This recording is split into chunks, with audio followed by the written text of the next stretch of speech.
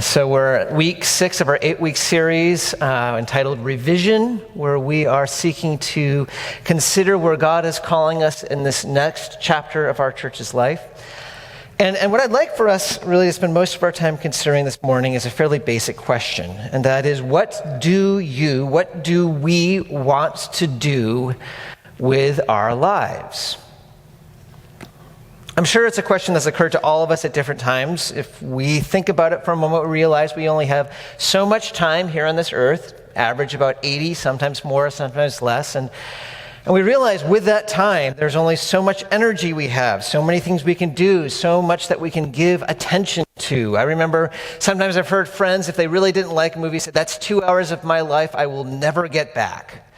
And that's recognizing the fact that we have only so much time and energy to spend. And we want to spend it on something that is good, that is worthwhile. What do we want to do with our lives? If you think about it, it's a very human question. Birds will fly, birds will eat worms, they'll try to escape predators, but they never say, what's the meaning of all of this? That's something we do. What do we want to do?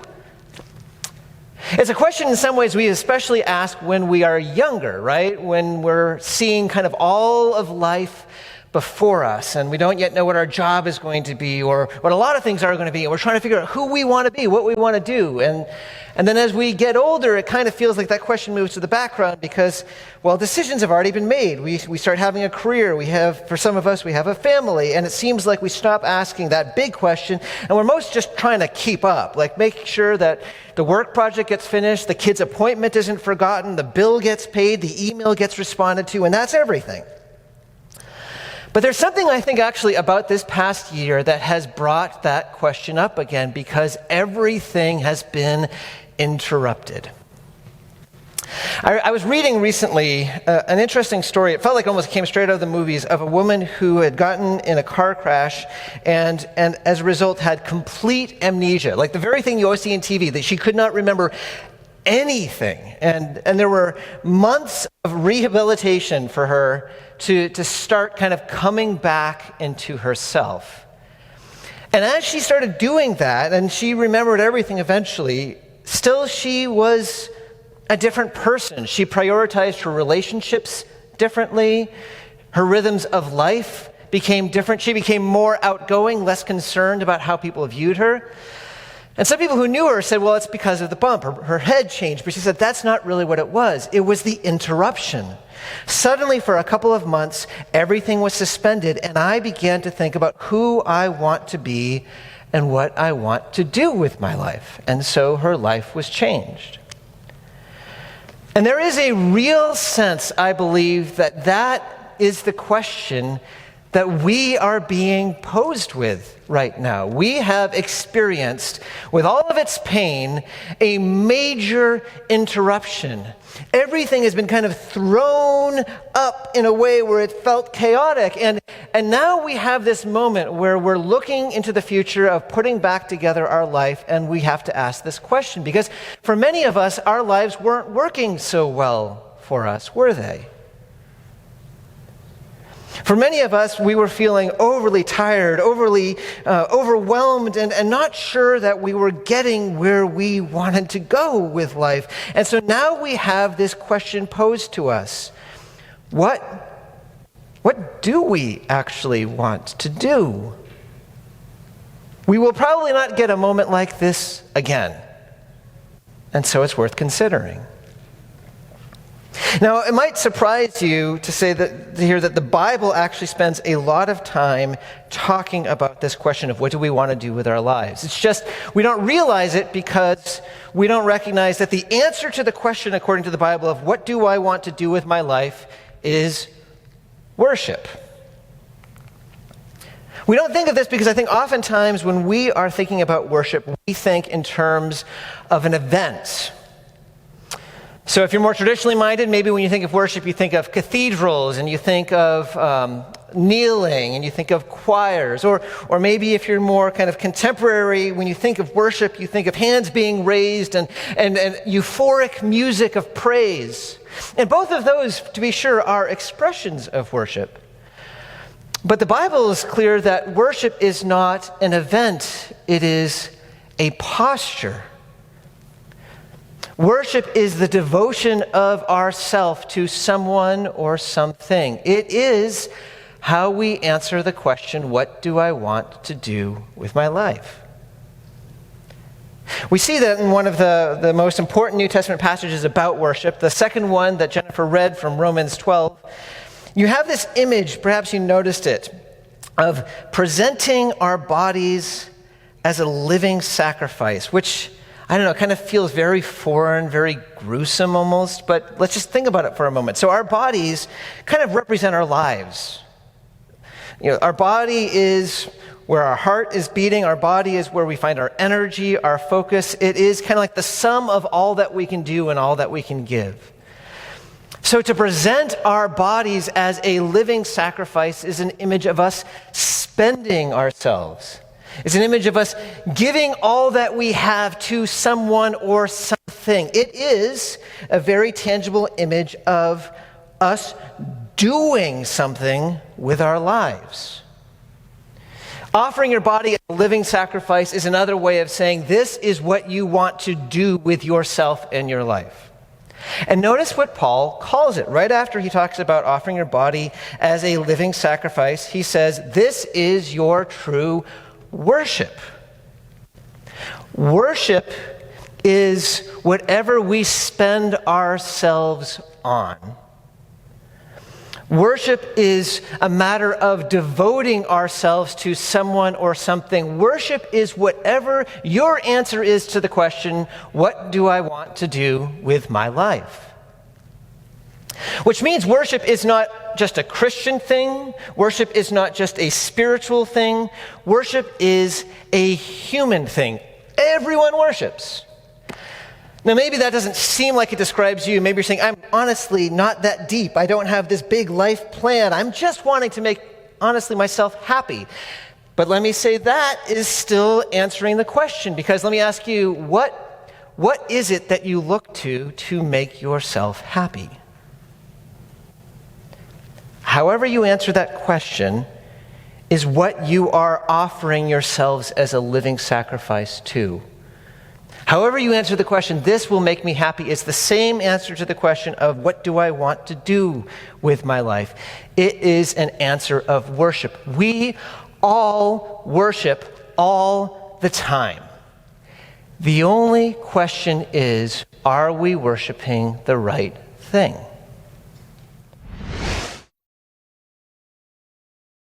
We've been speaking over these past weeks of the different sicknesses that we are seeing in our culture. We right now experience this kind of pervasive tiredness and sadness and hopelessness.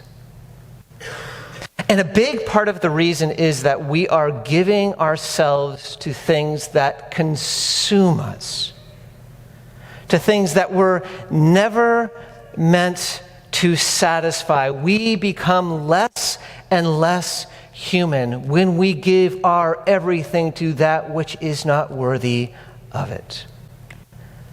And it eats us alive.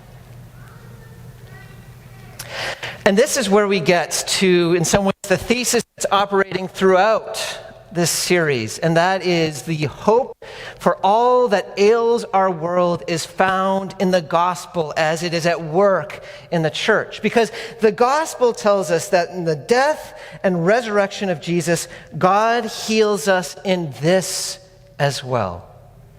Through the death and resurrection of Jesus, God restores us to the wholeness and to the joy and the rest that is found in giving infinite commitments to one who is infinitely worthy. One of the greatest gifts God gives to us is the gift of worshiping Him. If there is one thing that we, I think, need to hear more than anything else this morning, it is this, because it is so deeply counterintuitive. When you are tired, I'm not just talking about physical tiredness. When we're physically tired, we need to rest. We understand that. But when you are tired in a way that sleep will not take care of it, when you are feeling emotionally empty, our inclination is to go in the very opposite direction of what Jesus says. The idea of surrendering ourselves, of offering ourselves to God through Jesus sounds tiring. We want to give ourselves to Netflix or something that feels easier. And Jesus is saying, as long as you follow your intuitions in that way, you will always find yourself more and more tired. Though it doesn't feel like it in the moment, if you turn to me and offer everything to me, that is the way of rest and fullness. Work will eventually always beat us down, but Jesus is gentle and generous. People, no matter how great they are, will fail us, but our God is unerringly faithful and good to us. Temporary things that look good in the moment will ultimately empty us, but our God supremely satisfies. Speaking personally, I feel like I'm just beginning to realize that the things I feel like will make me feel more rested ultimately usually tire me out more. And the things that feel tiring in the moment oftentimes are the things that give me the greatest rest. Let me just use an example from even just last week. You might remember last week I was up front saying, hey, we're going to have this missional prayer gathering at 5:30 today. And I was totally in my mind on board with that. I think this is great. I'll tell you though, at 4:30 when I was outside reading, I'm like, oh. And maybe you understand this. For me, that moment just felt like I am so much more interested in just sitting outside in this beautiful day and reading than going to pray. And yet here's what happens, because, of course, I'm the pastor, so I'm not going to, bail out on this. And so I come, and with this group of people, as we are singing praise to God, as we are turning our hearts towards God in prayer and in His Word, I was lifted. I left feeling stronger. Now, my point in this is not to say that every one of you should have been at the prayer meeting last week. In a different setting, the right thing might have been for me as I was seeking to worship God just to sit and rest and be quiet. My point actually is that oftentimes the way of following Jesus and offering ourselves to God in worship looks and feels hard. But it is always ultimately the way in which we find rest. And what I want to encourage you just to consider for a moment is this promise that Jesus gives you. Because it is what our culture so desperately needs to know, that the only good answer to the question, what do I want to do with my life, is the answer of giving our infinite commitment to someone who is infinitely lovely, infinitely good to us, infinitely worthy of every moment of our energy, and to realize that as we do this and this alone is what makes us truly human, truly full, truly joyful.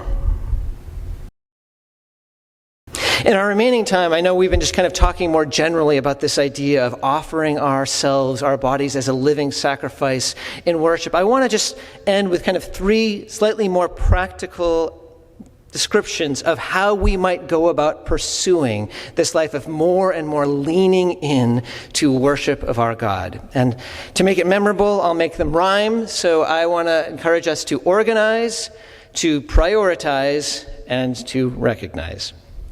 First, to organize. Here's the reality that probably many of us have already come to recognize. That is, the decisions that most form us are oftentimes the one we're barely conscious of. The way that our calendar is designed, the way that our habits are in the day, these are what form us.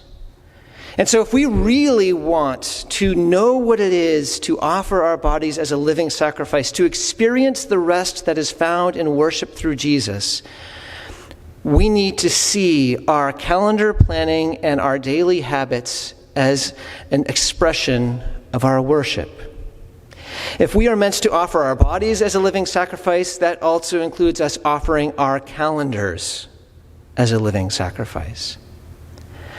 And so let me encourage you to take, we are in this time where we have summer, we have some space to do kind of an audit of your habits, of your calendar, of the decisions that you are making, and to ask, how can I more organize my habits and my life to encourage a life of true worship of my God?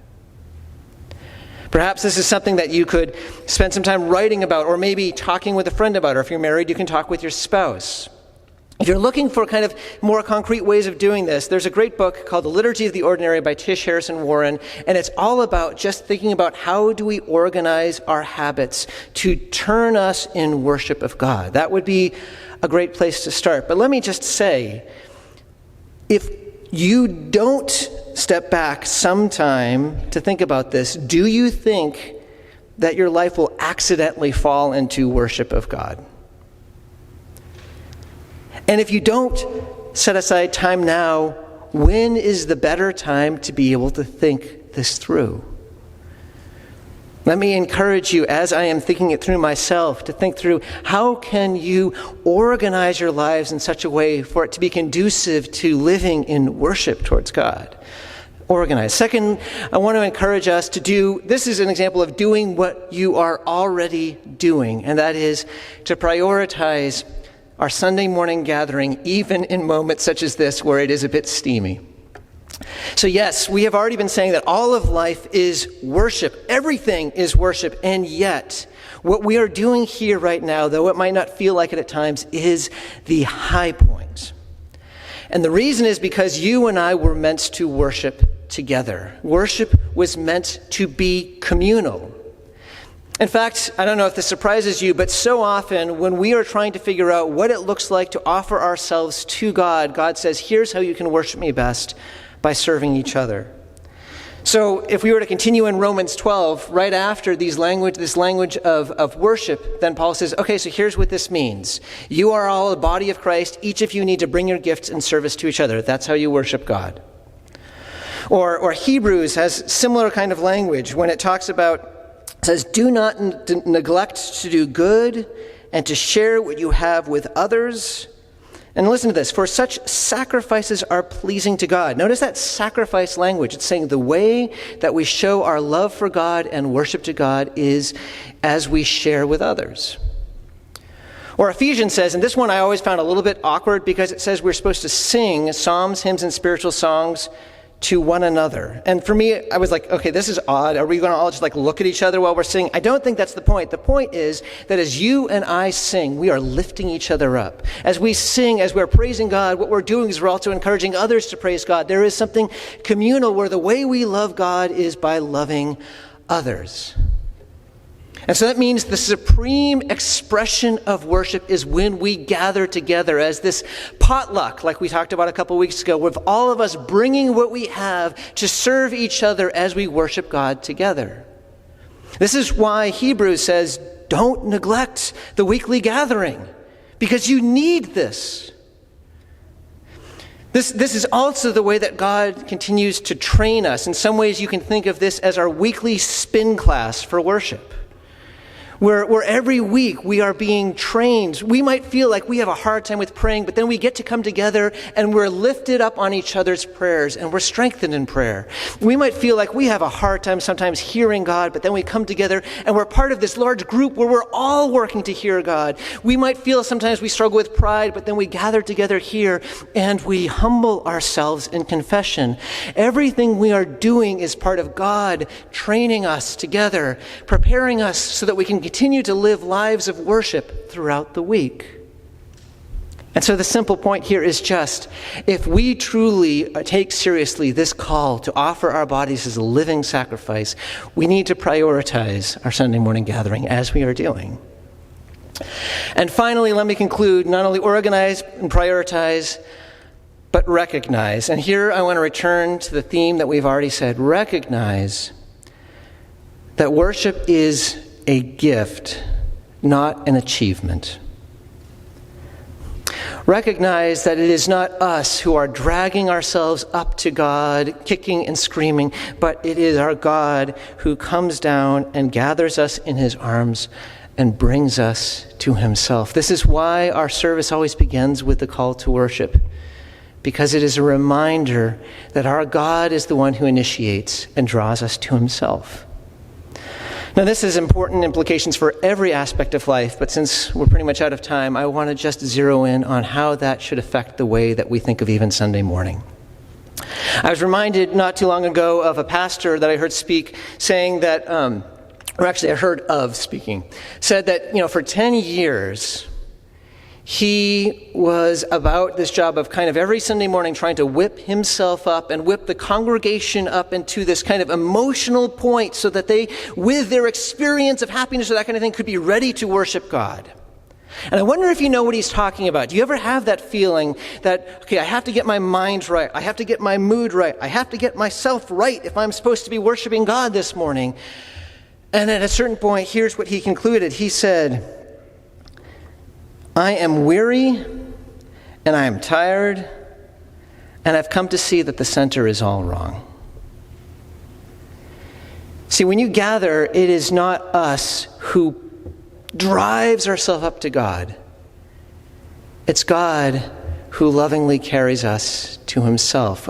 Theologian Jamie Smith wrote this, that we are not the primary actors when we worship. God is. We don't just come to show God our devotion and give him our praise. Worship is the arena in which God recalibrates our hearts. He reforms our desires. He rehabituates our loves. Worship isn't just something we do. It is where God does something to us. He retrains our hearts. In other words, however committed we might be as we're growing to try to know God and worship him, our God is so much more deeply committed than we are to us. And that means that when we come, we can rest. We can just wait. We can allow God to turn our hearts to him.